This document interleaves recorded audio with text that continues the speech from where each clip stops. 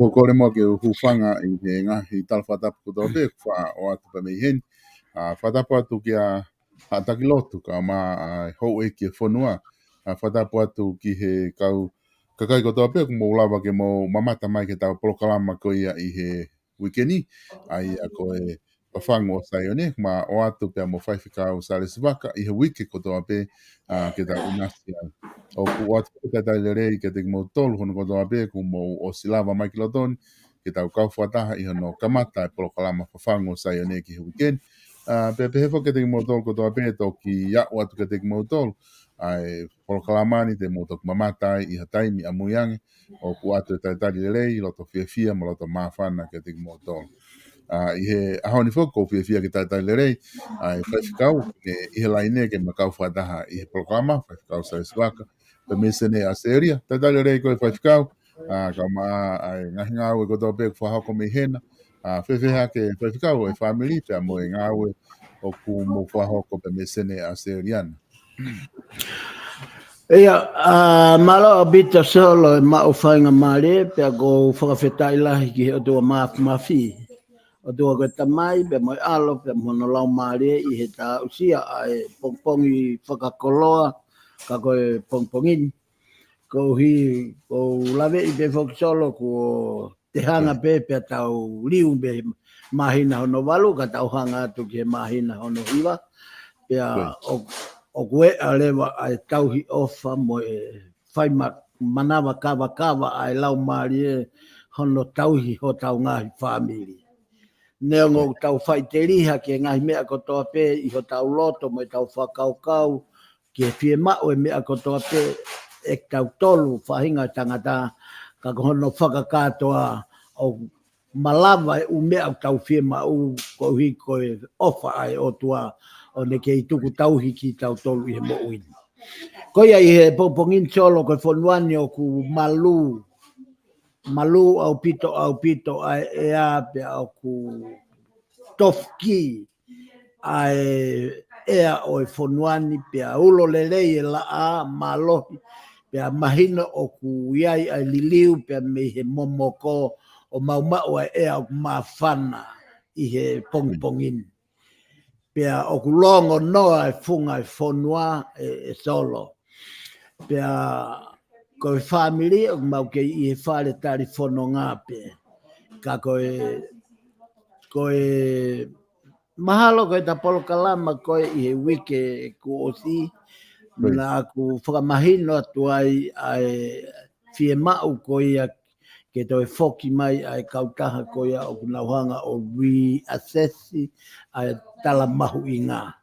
Solo ko mau mai ai news ai ko whainolo ia ko ne whakaosi ai ngā ai mau longa i he apini ko tari insiua ke nau totongi mai ai paanga mehe mana tui nei whailonga i e foi paanga e tolu mano.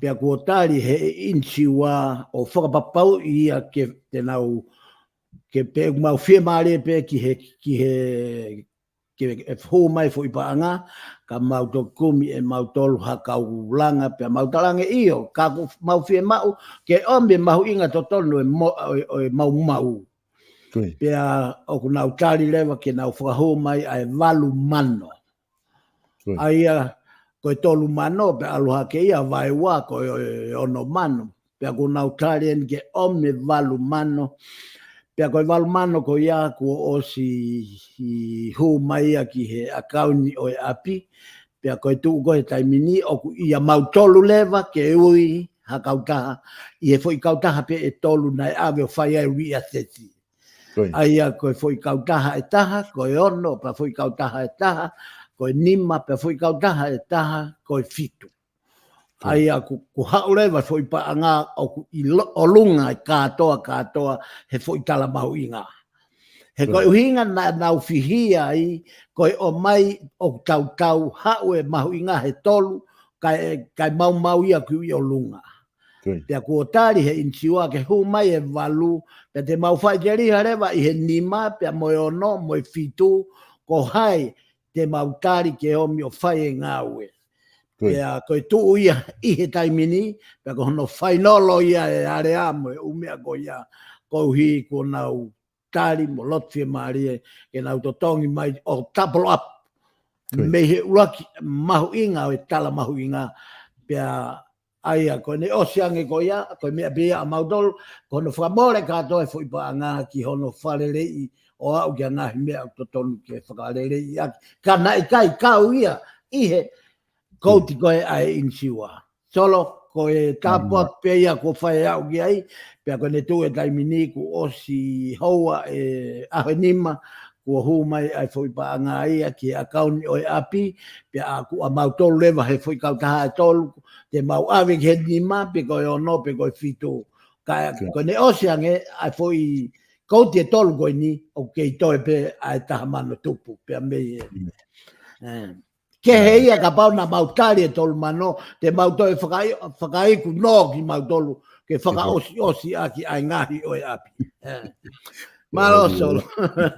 E whakau mātua ki maho inga o pita whoki he ko tui, koe talpe ai mo whanonga mo whaamilia no fo he hotere ka e hoko koe mau, o ku ta update mau peo a o mai ni ke ta polokalama he aho ni, ai mea ko toa pe mo lue mea i ngahi area me mea kwhaiti ani. Ka kua o mai ke aho ni whai whikau, koe ke ngata he ne toe mau ka tato ko koe fui amount, au toe mau lahi au pito, toe ova au pito ai mea ko mai e insiua i he ikuna koni kua whai. Aia ku hange ko lawa mea ku lava ho nofo hotere record time lo loa whau i mamani koe ni. Te lawa nofo paretari penong. Pate o te whakato pe o ato lahi au pito o ai whala koe e kau mapu ke mau lahi koe taimi koe. Aia koe winga whak solo, aia ko hono uhinga. Ko hono uhinga ko e nau mau ai whakama opo whaka o si o kia e futo tonu lahi e mau ke nau o mai haki whakawhie maali. Koia. Ko hono uhi ngā he tā o ku mau mooni, o ko e mau whaingata i a ko uhi, ko i kai ke nau whai to tonu, nau whatongia. E toi ko viange ka pana mau toi alat ki mau tolu, ke toi whakawhehu i inchiwa. Ai kuna osi o ngoi pe ko fo i o wā ko i whakawhie maali. Ko uhi ke fu mau konu hoko, mo longo a hoko mau wā. Ai na mau tari ai pe ke mau whaingata i a ka mau lue pe. He ko mau tui o ko tui pe ko o tua o tak fononga o ki kai ke take o tua pa alo o tua pe o ka whaingata pe a fio i o tua ke tau foki me whaingata. Fia mau o tua ko ke tau hua te whaingata kai lava ke ne ilo ai pe ko hae tu ungai mo ui mo tui mo whalala ki a teia. Maari e lahi pita.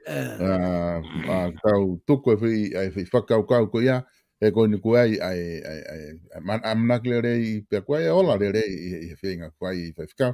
Ako tui ko tāpo aki i ko mao i he kakai ko na whalala. Ange ko ni ku ke whai ko ke taranoa ki ai o ku fia mao pe ke tau whanonga au ke whaingata whanonga pe ke tau sia ko hae mea ku te o toa maki tau tong.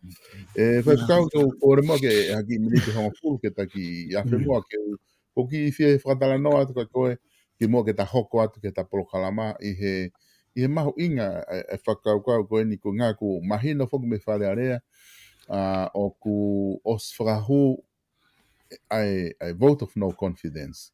Na whai pēna tala noa i pe koe mooni ko ape i kai pe ko mao e hongo fulu ke nau wha mooni ai ka ko mahino ia ko os whakahu ia ki ai ko steple ia e sea whare area ko ange taini me taimi ke o mai tari ai paremia. Pea ku keike o mai uhinga ia ko hai uhinga kwhai ai ai makatuunga kwhai ai no vote of no confidence. Ko mahu inga ia whakai whuirea ko nihe ku lahi kakai ku nau whai na tau tala noa ku o kaita tonu ai vote of no confidence ko mea whakate volo e vote of no confidence. Pea mai hafu e ngahi whakau. Ko sio ko kono whakarea ko whaui mai aki. Pe pāloti tae whalala anga o e paremia. Ka koku whakau ni ke whairea ko whalala anga whai whikau. Ko sio atu whoki o koe taim lahi o ku tawako. Pe ko hae ngā ua ku te whai. Pe ko lakanga o ku te whakahoko. O koe ka kai tō lahi o ku nau loto ke whalala mai ka kai ka kita. Ange ko kakai ko o kau kantiteiti ku nau o campaign ku nau kore ke kakai ke tuku mai nau whalala. Aia ko whalala anga ko tahe ngahi mea mahu inga. I te seo atu he mea whakapolitika re he koe ni kuai pāloti pe e ku kei whalala anga ko ai pare mea pe i kai. Ka lava ke oko a te whono. Ku ose ko ngā ulake nau taki. Ta ue whaa ko ta ue ne ua ko tau situ a meai. Hure wahe waha ai whai pāloti ko ni. Pe o ku kei whalala anga ai pare mea mani kapineti ke tau whanonga moia pe i kai. Ka koe kusua atia ke ta whaaki koe ni ai mahu inga ke whalala anga hoto sino pe ko kita te taki. Ka koe kuwhia o atika te koe ke koe haha o wakai ki ai. Lau ai wholofola i he mahu inga koe ke whalala anga ka kai. Ke whalala anga kau taki. Tato te whito ke kau taki he koe ni whai pāloti ke tae whalala anga. Malo pito whai whikau. Malo pita solo ai whakatala noa ku ke tukuange mai ke taha pōtala noa ai pa hange ko whehui ke whehui whoki koe ha ai tuunga o e whoirea koe whalala anga koe hai lau ai wholofola. E solo o ku tala noa mahino au pito e wholofola ke whoirea koe whalala anga. Koe uhi nei hanga e sisuo ngawe aki e ne tala noa whakatātā ke whanongo e ne kauako pia moi fu kau mui ki he uhinga whakawholofola pe koe uhinga a sisu ki he ngawe a ke whoirea koe whalala anga o ne whai e whai tā noa whakatātā ki he tauhi koloa kākā. Pea o maari e whoki solo he kuai e whoi vesi ai o kune pehe i he tohi luke o pehe. Mou ngawe aki ai koloa kākā ke whakatupu ai hano o whai ki mou tolu. Pake hanga whakatoka ngai solo ai maari e whoi. Koe whoi lau ene a sisu. Hanga e sisu o whakaata ke tau ngawe aki e koloa kākā hafonga ka ke whakatupu hano o whai ki daudolu. Ka koe tangata koe o kui kai ke au ke uhinga moi loloto o e whakamatala mohono vete e lau maari e ai foi vesi. E aria ngau e hala aki o ngā o whai ka ia o hange koe kau ka koe he whare area.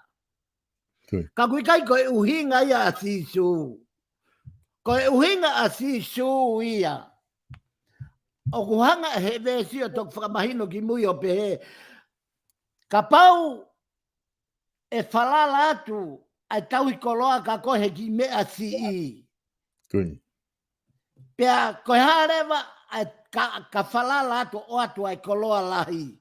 Pe koe koloa loi ki e koloa mooni. Ai a kuhinga ia ke mea koe ni solo. Koe tau mooi he mama koe ni. Te tau wako e whai totonu he koloa o mamani o au ke paanga. Koe koloa ka ia. Koe paanga. Koe whare. Koe lori. Koe motoka. Koe whare koloa. Koe koloa ka. Tamai sisu. Ka paute ke whai totonu he koloa ka. E whalala turewa tamai he wani o atu e koloa mooni. Koe lau marie. Pia ka paurewa te ke kau e hala aki e koloa mamani. Ko haitene e whalala ka koe ke o atu e koloa mooni. Ai lau mari. Ke tauhi ho nau lau mari. Ai a muhinga ni ke kautaki. Kautake pureanga. Kautake siasi. Ka pau o mo hoko koe taki. Mo ngawe ake koloa kaka. Ai koloa koe e osi. Koloa koe ai koe e whakahupe e haia e kaukai hao kai hasi. Mo ngau e whai totonu ake paanga. Mo whai totonu ake koloa. Pea e toki whalala mai ai o tua o mai ai koloa ke alo taki o tauhi halau ngahi lau maari. Solo koe uhinga ia sai. Ke whehui he whalala koe mo e vote of no confidence. Koe sio me he polo kalamani. Koe paremia penia ko os time ke tu ki tua. Ai paremia koe ni uluaki. O kui ai a ngahi mea. Koe tari ai polo kalamani me kamata a ngā koe whakawhia eiki. Foi rea ko nai ngau ake polo kalamani koe whakawhia eiki. Koe taha ia paluparema lahi taha o hataki. Ka au ke tuunga ko ia. O ne tauhi hasiasi. Tauhi a pureanga. Tauhi te ko hatui e whakawhia eiki. He koe ako a sisu ia o whehanga hangai. Hao a sisu ia tala mai. Mo tau e poulu. Tau mo e tini vai. Pia mo e tauweri. Pia mo o anga whakatamai o eiki. Toko e anga whaka eiki ia. Pia koe mea ia e solo o kou pehea tuai. O ku os, tuo fia ene he aki me polo kalamani. Fia mau ke tafi katoa kabineti, paremia. Fia mau ke fau, pe fau, ha paremia fau, pia moha kabinet fau, te nau hau o whanongo ki he leo o e tui, leo e kakai, pia mo e leo o e whonua. Solo kau whafoki atu. Malo pito whaifikau ko tui mahino o pito ai whamatala ko ni kuki o mai. Ko ngā ke kamata ake ko ngā uloaki ko ia e ta polokalama. Ko ngā ko e kata whoki mua ke ta polokalama. Ko ngā i he polokalama ko ni ko tau osi tu a mehewi ko osi na ta tala noa whoki ki he tohi ko a exodo. Aia ko e ahoni te ta hiki rewa ahoni e whaifikau ki he tohi ko a revitiko. Ko ngahi pui tu a ko ia utohi ta whanonga i he tainimi. Pea ko e o kuai e tokolahi o ku whaife taulaki mo kina utolu whaifikau. O ku nau whamalo i he polokalama ko ni kuta whai. O ku tokoni lahi a pito. O kai ki ngata ia te au ka kumpea mo ka kai ko ia. O ku tala noa mo kina utolu. Tokoni lahi ka te kina utolu. Ai polokalama ko ni kuta whaho. Ko pa ku whawhiefia ai whatala noa. Ka whaifikau ka te tuku atu ka te koe. Ko ta iha revitiko i he ahoni. Peka toki aha ta taimi ai te talawa mono o mipa. Ka te whafoki atu whaifikau. Solo maloa pito mau whainga maria ka ta whoki mua ke ta polokalama anga maheni. Pea o ko fia I whainga maria ko ke omi maako uhi ko e whatongia ko eni ko ui ki taua ke whakahoko. O ta ihe tohi Levitiko kono tolu o e tohi o kui ko e tohi Levitiko I he fuakawa motua o e tohi tapu. Pea kono tolu eni o e tohi a Mosese o kui ko e tohi o e lao. Ko e uhinga e fo ilea Levitiko ko e topu tapu. Ko e topu tapu. Ko e supiesi ia o e tohi Levitiko. Pe ko e kaweinga ia o e tohi Levitiko ko hono whakamatalai. Ai ngahi nau o ku hā mai ai ai otua I hono ngeia, I hono topu tapu, I hono tapu hā. Ke whehanga hangai pia mo e whahinga o tangata o whakafou I a Mosese I he whanau Isleli. Pea koe uhinga ia o e whoirea, pea koe supiesi o e tohi Levitiko, ko e topu tapu. O ku whakamatala e tapu hā o e topu tapu, I e tohi Levitiko, tala noa I he lao. I he lao koe o e haari vai. Pe koe kau taula eiki. Whakatoka ngā I ange ai tohi no mi pā, ai tohi Levitiko, o ku tala noa he topu tapu. Pe tala noa I he tapu hā. Aia koe fo I haa pe e taha. La e oange tiak nau tolu e topu tapu goia. Koe haari vai. Pea koe haari vai, ko nau tolu ia, na e kai ke oange hanau tutu uni koe ki a sio siua, te kai ke taua ki ai. Ka na e tutu uni ke vahe koe ai whonua, pea vahe ngai haa kotoa, koe haari vai pena e tutu uni he o toa, he kai ke nau mau tofi ai maman. Ko nau tofia, ko nau whatongia, ko e tempare. Ko e tempare, ko e whatongia ia haari vai. Aia koe haai a Mosese. Na e uia ia Mosese. Pea koe haai a koe o Elone, pea koe haai a na iai hona tuo whewhine a Meliame. Ko hai na ane whatu e tohini. Whakamahino au pito pe ia e he tohi Levitiko o Mosese pe na ne whatu e tohi. Na e whatu whakaku. O ku hūhene e whoirea ko e ngari. Mahino rewa o ku ikai ko ha whakapapau ieni. Ngari ki he ngahi tau ki mua. Mo ki mui takatakai ki he tau e taha afe whange au whanima. Kama lolotonga e nau vilo takai I he eria o e toa wha ofi I sainai o au foki ki sainai. Ko hai na e whai ki ai a e tohi, na e whai a e tohini ki he kau Isleri, ka e tau te fito, ki he kau taula eiki mo e lao, mo e ngau e aki o e kau rivai. Whakatoka ngā iang e tohi Levitiko, ko e tohi Levitiko na e peisi hono whau, pe na e whakamamafa a whau e tohi Levitiko, o mei ke nofo pe o whakavete a e lao, he whanonga na nau whai. Ai mea ke tapu, mea ke ngofua, mea ke nau kai, mea ke ua te nau kai, mea ke tauhi ho nau wā whakawhamiri, pia moe mea ke ua te nau tauhi whakawhamiri.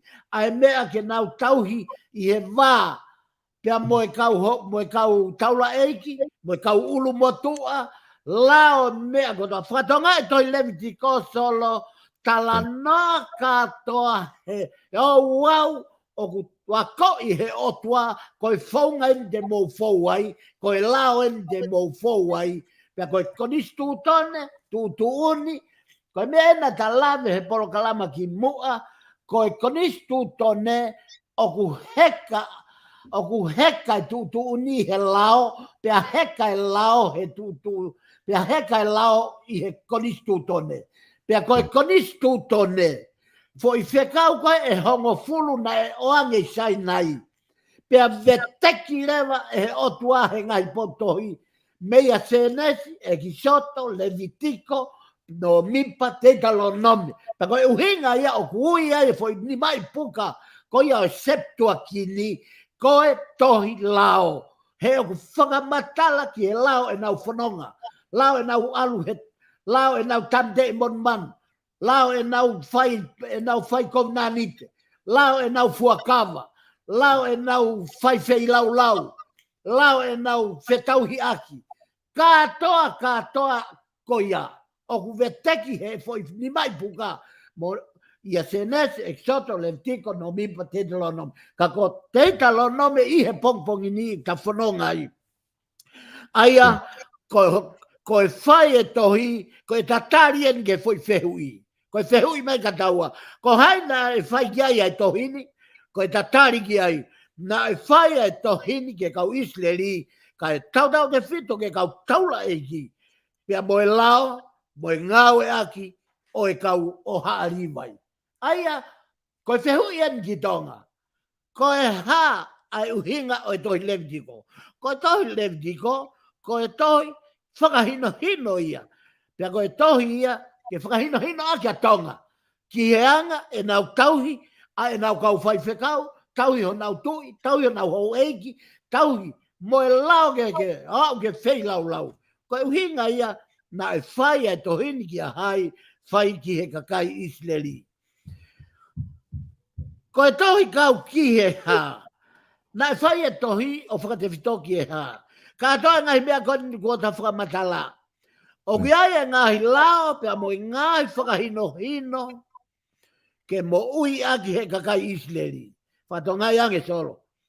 Ta na I ai e fo I lao mahu inga ia, na e foaki ange e he otua, e hei kai ke toi liu ia e ha tou tangata. Mari e solo, Mari. He koe mea ane o tau rolo tonga, longo ai, koe konistu tone. Whakatoka ngai, koe tohi kau ki he ha. O ki ai e ngahi lao, mo e ngai whakahino, ke monu ia e he kakai Israeli, koe kakai ai otua. O ki ai ngahi lao ia, katoa ngahi lao na e tufaki, na e ave ki he, whakamatala I he tohi levdiko. O ki ai ngai foi tefto I lao ia ai, koe lao ia ki he tauhi pe e he whanau Israeli ho na otua. Pea koe ngai foi lao ia ai, koe lao ia ki he otua e ne whai tauhi ki he kakai Israeli. Pea koe foi lao ia koe kai toi liriu ia solo. Hei kai toi aha poto tene liriu, hei kai toi aha tou tangata tene liriu, pea hei kai liriu ia he veteka taimi. He ku to'u ai foi lao ia o pa angangalu. Ai a ku hinga foi lao ia ki ho tauhi mo e otua, mo e wā tauhi e otua ai whahinga o e tangata. O ke whakamori ki ai solo. Hei kai toi liriu e hatu tuuni mua konistu tone o mamani ho tau wā pia mo e otua, mo e wā e otua mo tau tolu whahinga o e tangata. Ko e taha.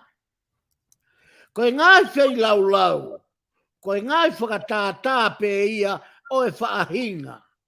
O e haere mai ai whakamoui pia mo e ngau e lahi mo maongo onga tene whai. Foi rea kona ko e whei lau. O ku uhinga mahu inga e foi rea whei lau. Ko e tau lotu ko e whei lau. Pia koho tau i ke tau lotu. Pia koe ka iai hataha o ku ta e lotu, pea oku I kai ke whei lau ia. Pea oku I kai ke whie toi tuu ia. Pea oku I kai ke ne whie mau ia he vani. Pea oku kai ke ne whie mau ia ha monu ia. Aia oku mahu inga ai whei lau koe konga ia e tau mo ui tolo. Koe whei lau koe konga ia o e whamiri. Koe konga ia o e siasi. Pea koe konga ia o e pure anga, pea koe konga ia e kakai e whonua. Kuo pau ke tau whai whei lau.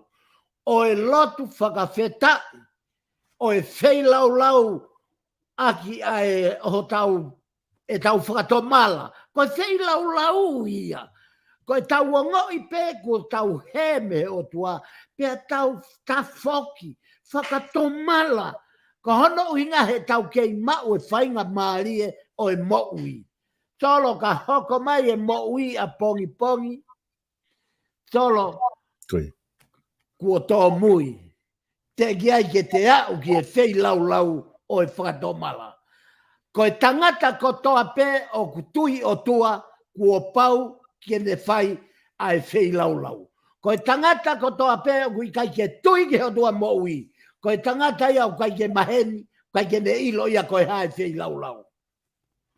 Kai ke, ko e whakamatala eni o i konga no o e tohi kau ki he ha. Whakamatala ki he lao, whakamatala ki he lao ta e we ia o e vāe o tua mo e tangata, pia mo e konga hono whakaosi ko e whei lau o e moui. Pea o iai hono potu tohi o ku ilo me iai me he fuakawa fōou. Sio ke whela vei ai fuakawa fōou mo e fuakawa motua. Na e hanga e paula toho atu me fuakawa motua ai tohi revi tiko e paula. O ne hanga o whakamooni aki e ne malanga ki he kakai he peru. Vahe hongo fulu, vesi ulu aki. Mahu inga tolo ke ulauat. He pelu vai hongo fulu ves uluaki. Sio ka whakamoone ni a paula he fuakawa motua. Ka pau e lau me tau tahafe whangeau whanima ka maa koeni. O e tohi revi tikona ta aluhifo ai hono. O lau me iai ki he tohi he pelu ki a paula. Ko e tau e fitungo fulu ta sae. Ka e tau e tahafe whangeau whanima. Mei ko senituri eni e. Hongo fulu tupu me iai. Ai lava ke whakamoni e paula, pia koe lau eni a paula. He koe mea i he mau e he lao, ai atape, o e ngahi nerei, ka hoko o i kai i misi to tonu, o e ngahi mea, ko ia i he whai hoko, tau aki ai ngahi whei lau. Ko ia ai, o kunau atu o i kai ngata, oku i kai te nau mo moi lava ke whakahao hawa. Aia ai ka kai oku hau ki he otua. Tolo, ka pau he i kai ke tau tari ai whei lau o e whakawhetai, o e whei lau e whaki, o e whei lau e whakatomala. Pea oku i kai ke whakatupu hoi fua ha mo ui. Ki he fofonga mai ai otua ki he tokotaha ko ia. Ko e taha, oku whakaha e whaahinga whei lau tau taha, ha whaahinga mawahe, kau ki he moui mo e pekia a kalaisi. Whakamatala ai konga ko e nā, ko hono whakaha i e whaahinga whei lau tau taha, taimi ko tau whai whei lau ai. Ko e konga ia e tau whakamooni o tau tui ki he pekia mo e toi tua kalaisi. Ka iai ha toko taha o kui kai ke tui o whai e foi whei lau. O kai ke tui e nai pekia mo toi tua kalaisi.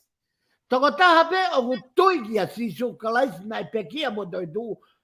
E o ange e he lau maaria ki ai tu o whai ha o whei lau whakawheta. Ko taha, ko ha momo i mea ke whakakau ki ai. Koha ka kai tāpuha ke hū ki ha o tua tāpuha.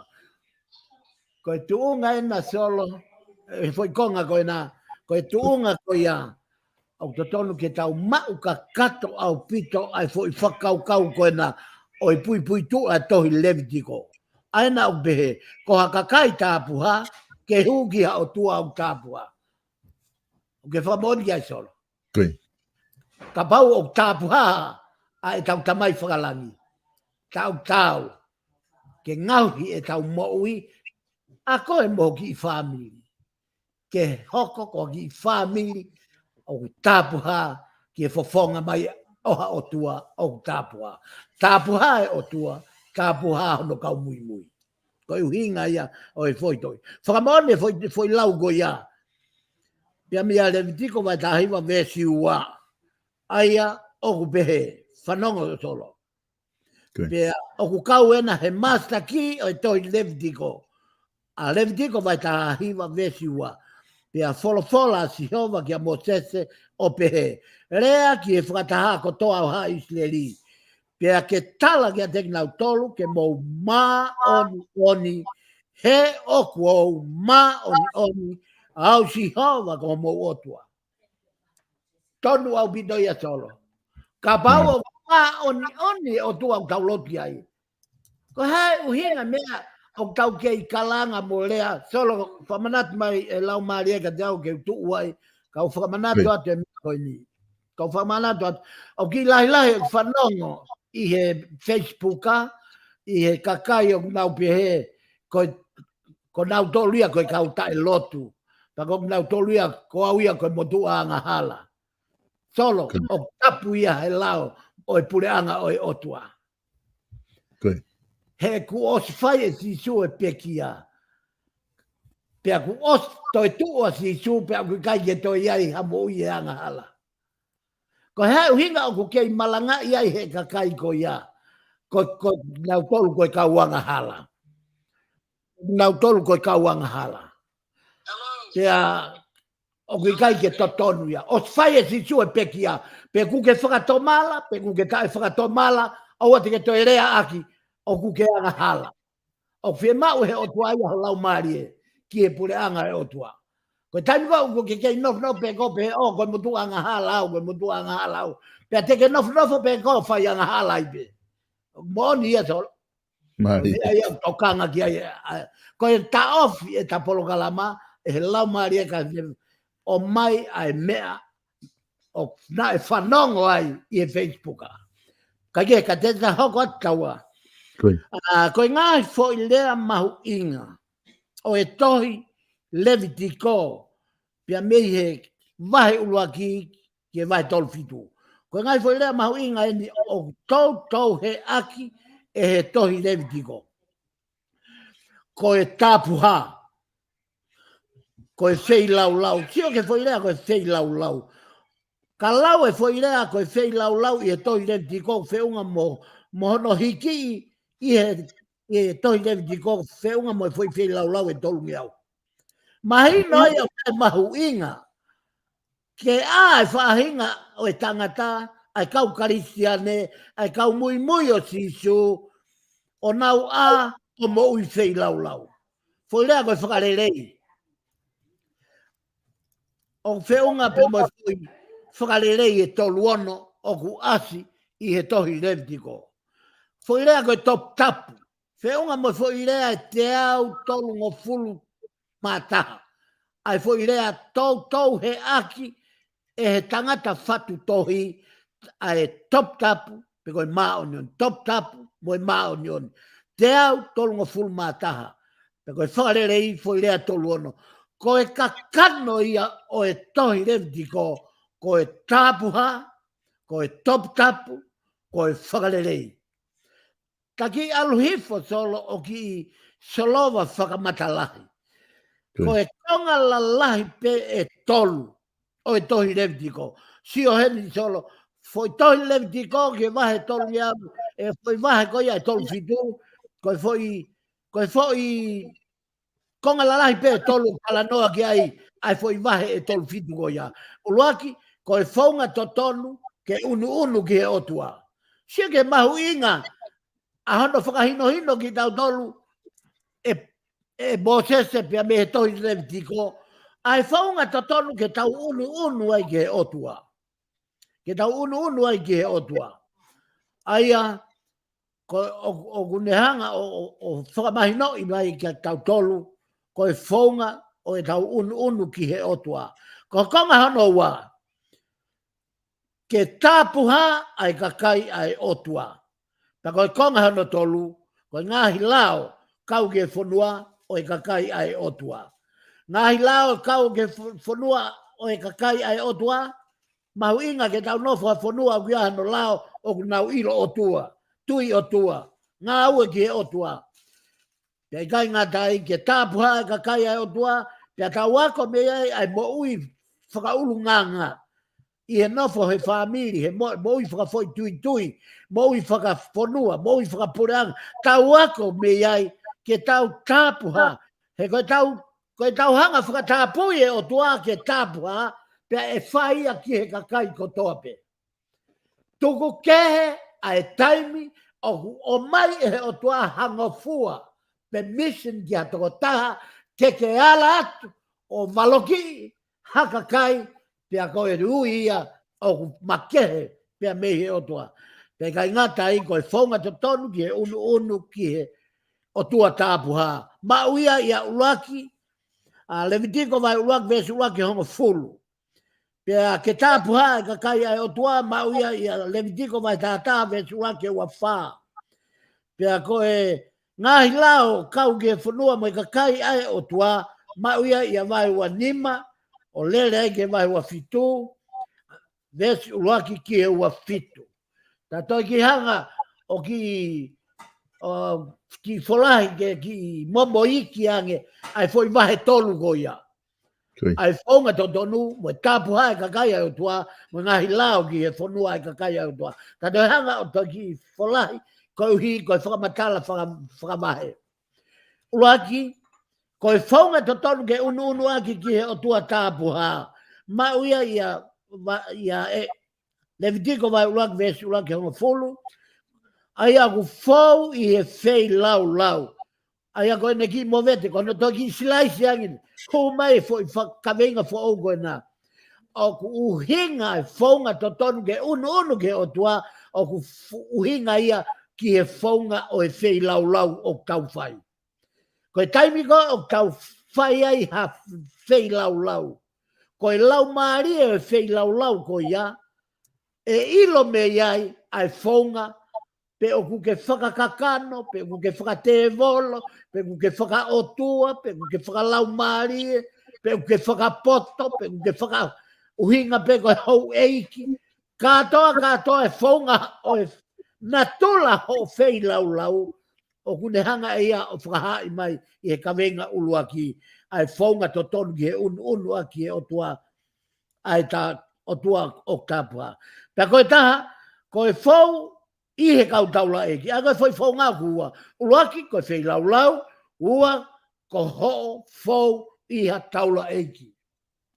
Mahuinga au pito, ke te whai ha fei lau, pea te hanga omi ha taula eiki, ke ne hau o whakafofongai ai o tua, ko hi ke hiki e te whei lau, ke moho i fua mai ai o tua ki ai.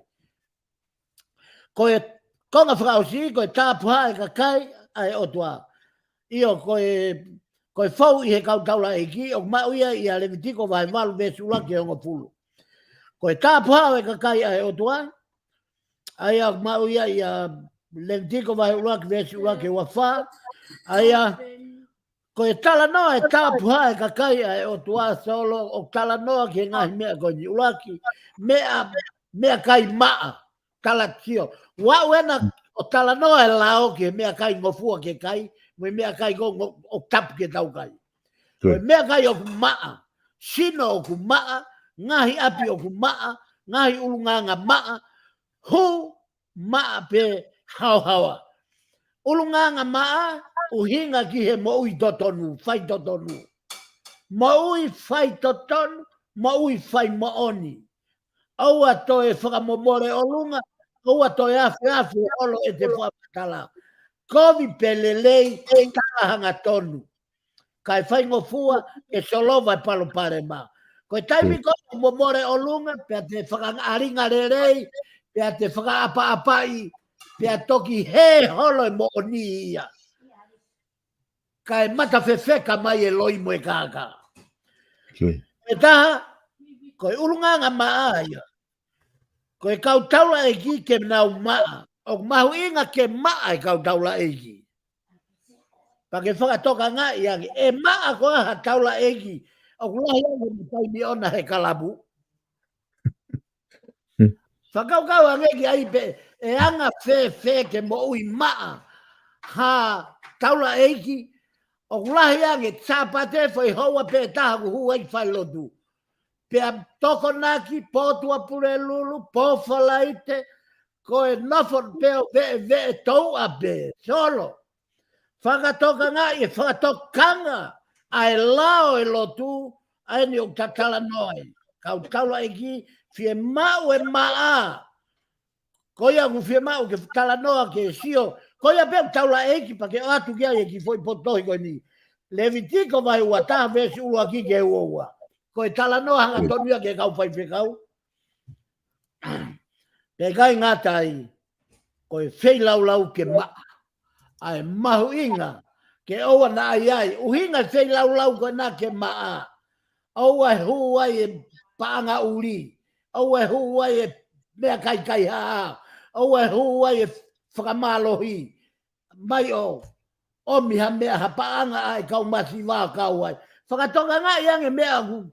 O se hanga peto i tapuia o mai ai konistu tone ke whakalere a ke wharearea. Ka koe haa koe mea ulonga ai wharearea.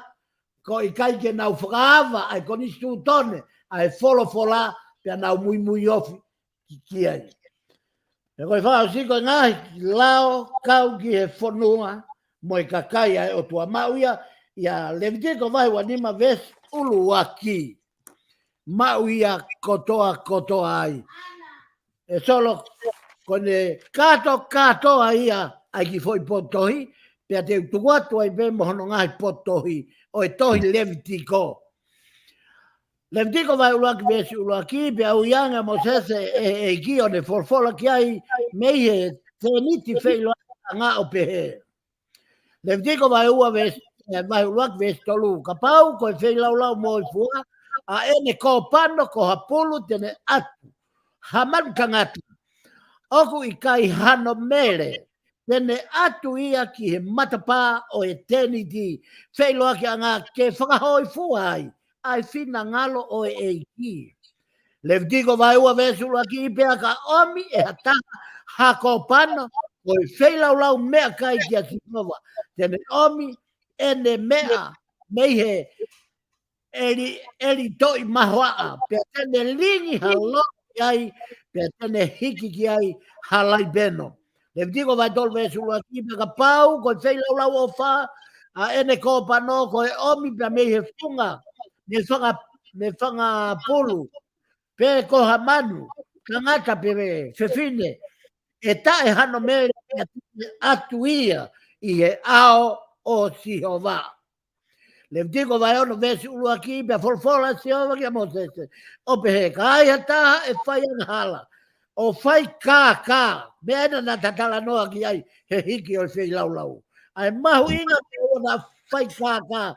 Pe ave aki ha paanga uri, ave aki ha paanga kai toto. A kui kai ke tari e Sihova, ai whahinga whei lau pehe. Na e tuku tauhi pe, ko a mea tari whaki pe, o a mea kai haa. Pe a koha mea kuone whaka kikihi ai, a hono kaunga mea, pe ko hono kaunga whanonga.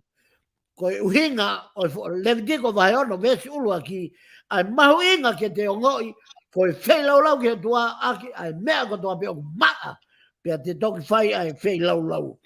Levitiko vai taua vesi ulu aki, e folfola e kiki e Mosese o pehe, lea ki ha Isileri o pehe, ka whae rei ha tamatangata, tene tae maa o awhit. Levitiko vai ta wha vesi ulu aki, pea folfola Sihova ki a Mosese o pehe, ko eni a e tutuni ki he kiria, i he aho o hona whakamaa. E o mia ki he taula eki, pe alu ai taula eki ki tua aptanga o whai a hono whakamaa. Whakatonga ngā iange mahu inga o e fo i ves, Levitiko vai tā wha ves uluaki. Ko e whaunga ena hono whakamoui ha mahaki. Pea ko e whaunga ena hono whakamaa hakiria. I he lolotonga e nau whanonga o nofo whakataha ai whukakai i he toa wha. Ko e pau ka oho vale peku o puke pe tae maa. Ha toko taha ko uhi ko ane maua i he kiria. Pea ko pau ke ui e taula eiki. Pau ke ave ke taula eiki. Pea ko pau ke tutune taula eiki ke ave ki he tua aptanga whakamawahei. Pea koe taula e ki pe toko taha e hoki tua a tanga o alo whakamaa me ai. Hiri ne mo ui. Mana tui ko ne alu ana, ko ne alu ana whakamaa. Ko ne alu ana kai a uato si hova o to e kiria. He kukai ha mawhai ia e taula e ki. Pea ka koe uhi koe tūtū ni ko ange taula e ki. Kua pau ke no whai whatongia ake ia. Ke alu ia huki toa, ko hi kai a uate o toa ke lea o toa i he taula e ki. Ke maa e ki lea tō taha ko ia. Ke toki hō mai o whakakau ki he atanga. Ai aku hinga ki ai e potfolfola ko ia. Le tiko vai taua vesiwa, mahalo na ta osi lau ane nai kamata e ta polo kalama ko e ki, ko e masta ki en o e toi le tiko. Pe folfola si hova ki a Mosese o pe lea ki mata hawa ha isleri. Kala ke tengi na toi te mou maa o nio, e wou maa o nio, si hova ko mou utua. Pe koe tau pe ia soro. Nolo koe tau mo ui, ke tau molo mui wa. Ka koha o tua maa o nioni. Ko hono tau ke tau maa o nioni. Le tiko vai wau no ves whao no. Ko ngai se kau ia. Pea mo ngai konistu tone. Pea mo ngai lao. Aia na e toko e si hawa i he wahaa o Israeli o whakawhai a Mosese i he mo unga sainai. Ono whakamahino ena e Mosese ko e lao eni, pea ko e whaunga eni, o e lao mo i konistu tone ko o mai na e omia e si hova i he e tau i mounga sainai ki a te au ko au Mosese. Pea na e omia i mounga sainai. Pea koe toi whaka o si tāpuni ia o toi Levitiko. Levitiko vai ua fit ves tonua. Pea koe ngai vai hongo fulu o fua o e kere kere. O ku ai e ki ia. Pe koha mea o ku tō ngoue. Pe koha foia kau o ku tapu ia ki he eigi. Ko hono whakamanatu ena o e mea koe polo polo. Aia koe vahe hongo fulu, o kui koe vahe hongo fulu. Koe vahe hongo fulu, pe koe polo polo ia fua o e kele kele. Koe to'o o e lerei taha. O ave ki he eigi, pe o kui ia koe tapu ma ai eigi. Pe koe tau ia mo ia karistiane. Mo ia e whanau tonga. Kau karistiane kono ape. Tau e tau mo ui ke whamaa. Ke tapu e tau mo ui ma Jehova. Solo ka ngata anga ia o e tohi Levitiko o e tapolo kalama kau whafoki atu. Nā la pito whaiwhikau, ko tiu mahino a pito pui tu a goini ko ke whakatala noa ki ai pia mahu inga i he tohi koini a Levitiko. Ka teu o atu pe whaiwhikau ke whai peha whama apopo ko i toi peta taimi nā lawa pia o whahaki whama apopo ai. Solo maloa pito pia ko whampe ke uhi ke ta ki whakaose ak pe ta taimi a tohi koini no mipa. Ko hi ka whai longa i pe a mea o tangata ai, ko hi ke ta hoko atua i he wike kahau. Ta unu ke tohi hono wha, aia ko tohi no mipa. Aia ko hono wha o e tohi o kui ko no mipa i he fuakamu tua i he tohi tapu. Ko e supiesi o e tohi no mipa ko e lau. E solo ko tohi no mi pa, me vahe ua fitu ko ia, ko hono lau, tau, lau ai kakai, na e tuku ki tua me ispide. Pea koe mahu inga ia o e tohi no mi pa, o kuhinga pefo i tohi no mi pa ko e lau. Pea kuhinga e lau, ko hono tau, whamanatu e o tua, ke lau e tō lai. Manatu, ko nau whono na ia e kau pekia, na ia e kakai na nau pekia i e whanonga tō tau e whanonga ngā kana e tau whamanatu. Koe whai whamanatu aia pehe koe supiesi ko haina ne whatua e tohi ko Mosese pe talo e ta whanonga mai i e tohi lao mo e tari pe ko Mosese pe na ne whau e tohi lao pea ko ia pe ia pea ko e mooni pe ia. Na e whatu whakakou e ke ieni o e taimi o e tohi ko e ni no mi pa. Na e taha whanima ane nai i a Levitiko whakatoka ngai ku holo e taimi. Aia ko tohi ko ni koe ko tohi ko ni no mi pa nai whauia he taha whanoa o no, kama. Whakatonga i o ku Town, o ku aluhifo ki lalo ai tau, o ku whakamahino ai, o ku hau whakataha mo taimi, mo kuonga, o whakamoni e mea nai hoko i ono taimi, mo hono kuonga. Ai ana taha whanoa o no, i he whakaosi, o e whanonga a Israeli, mei ispite. Kuonga o ku lea ki ai tohi, mei koe tau e tolu hiwa. Na e lea ki ai tohi. Ko hai na e whai ki ai tohi, na e whai ai tohi ke kakai Israeli.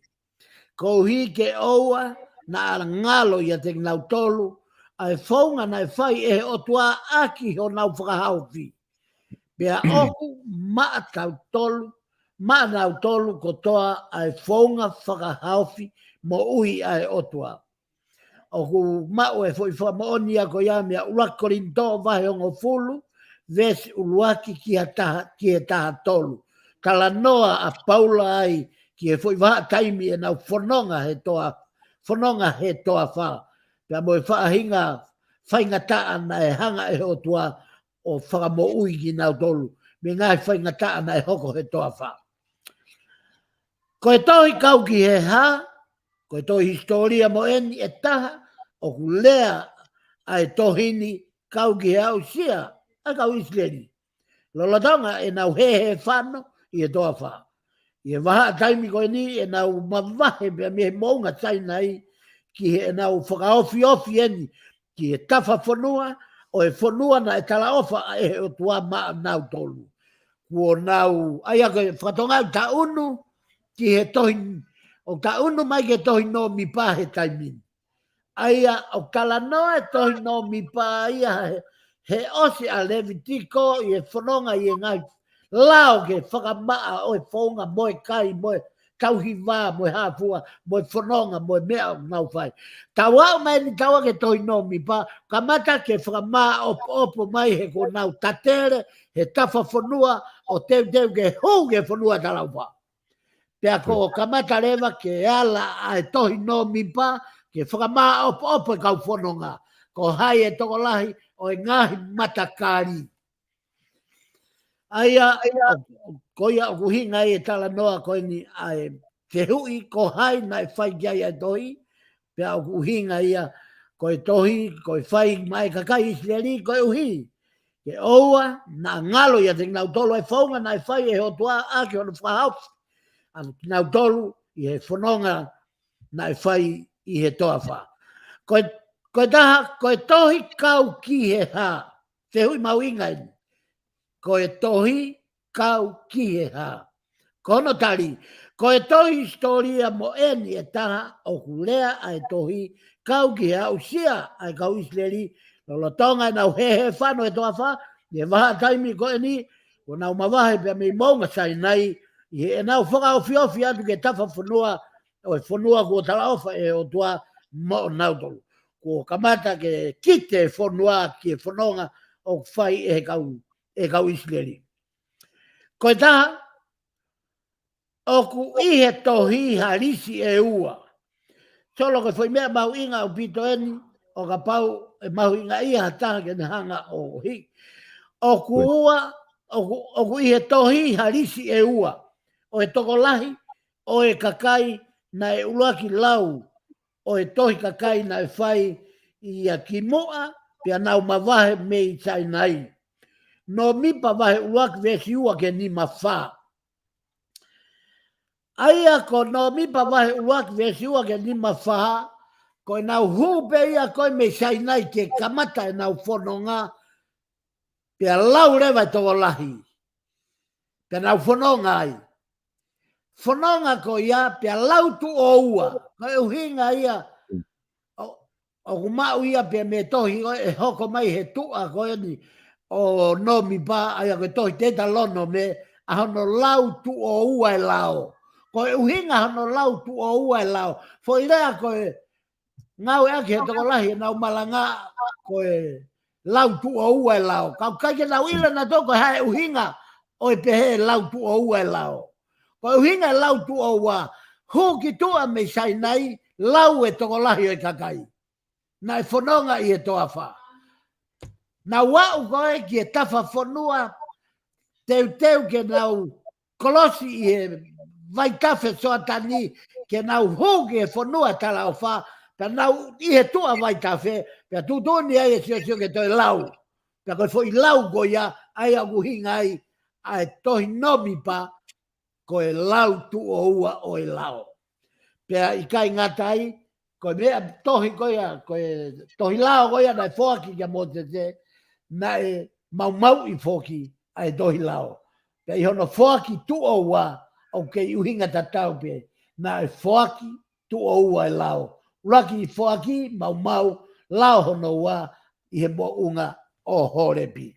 Kaike, koe mahu inga ia o e lau tu o ua, aia ko no mipa vai uraki, vesi ua ki he ni mawha, pia mo no mipa vai ua vesi uraki e tolu wha. Aia ko no mipa vai uraki ua ni mawha, ko e lau ia pe nau mawahi misai nai. Pia ko ua vai uraki vesi tolu wha, no mipa vai ua vesi uraki tolu wha, ko e nau lau ia ki mua, pe nau hu ki e whanua o e tala o wha. Pea koe ka mataanga e wahe tolu, ko hono whakama opo ia e matakari li vai, a ia koe haa ia o Mosese. Pea mo elone, no mi vai tolu me sula ke ni mataha, tala noa ka toi ke haa koe na kai oanga nau. Ka ko nau whatongia, te nau whatongia aki pe ki nau tolu a e tempare. Koe hinga e wahe honga fulu solo. Koe wahe honga fulu, koe wahe ia e haari vai. Koe uhi he nei keke oange hana konga whanua. Ka koe nau mo ui e tauhi ki nau tolu e siasi. Ko tau whanongo he kau whai whekau toko lahi ko nau hola. Koe uhi koe osi ki tū tāmaki. Koe uhi kai ke hana a siasi ia o a ahi atu e motua whai whekau ki he motua a ahi atu e kau malanga mo e mātua e kolo. O whakasio sio ke kulo e motua whai whekau pe ku ke ia i koha foi pateta mo foi manioke ke haka. Pe tu poe nau whakawhisi o whoki ki nau tolu me ngau whakawhai whekau. Ka koe paanga koe o whoaki. Koe o kuiaia i nasi ai o e kau whai whekau. Aike, koe mo ni mea ke whai ia whakau kau. Koe ngai whakahauwhi o e mo ui a Israeli ke nau whatongia aki. Koe uhinga pe ia solo foi mea mahu inga lahi ana. Kana e uhinga hano tautou whakamo ui e he o tua a e whanau Israeli. Neongo e nau talangata apea mo e nau pore tau ke he o tua. Kana e kei lo lau pe o tua ke tauhi pe a Israeli. Ko hui ke nau whakahoko e whinangalo e o tua ki mamani. Tā ko e uhinga ia o tu maunga ia Israeli. He ko Israeli na e ui ko e whanua ko e whanau e o tua ke nau hanga whakahoko mai o inasi ai kau karistiane ko toa pe o mamani. Solo ko e o tangata i he whoikonga hono ua ko ia i hono whakahauwhi o tua a Israeli tā ko hono uhinga ke whatongia aki e o tua ke e au mai ai o tua ki mamani ki e whahinga o e tangata. Tangata ai ko hiku. O se ta taimi ko le atu ke ta tok whaka osi ai tohi no mi pa i ta programa ka hoko mo ta sio ai ki a konga o e tohi oku hoko. Solo ko whamaro atu ke nau tolu ko toa be, nau whakamore si o nau taimi ka nau whanongo ki e whola ai o tua whatawange mo o tua mafi ke au atu e ne kelesi o ne whakanonga, whakamoui, whakamaa, pe ke whatomala, ai kau karistiane ko toa pe o taria sisu ke nau moui, pe i kai ngata ai, pe ke hoko sisu ko e pure i he moui, ai kau ngā karistiane ko toa pe.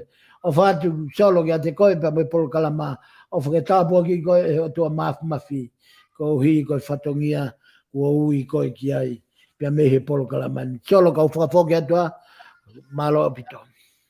Malo pito, whaifikau, whamalo lahi atu ke te koe, i he prokalama whakoe ko ta whahoko he honi, whafangu SAIONE, a whamalo atu ke te ki mo tolo ku mo whanongoa, mo mui mai he tau prokalama, a pia mo whaafika te ki mo tolo taim tatau o wikahau, ka mo mea. Salo malo bit. Aloha,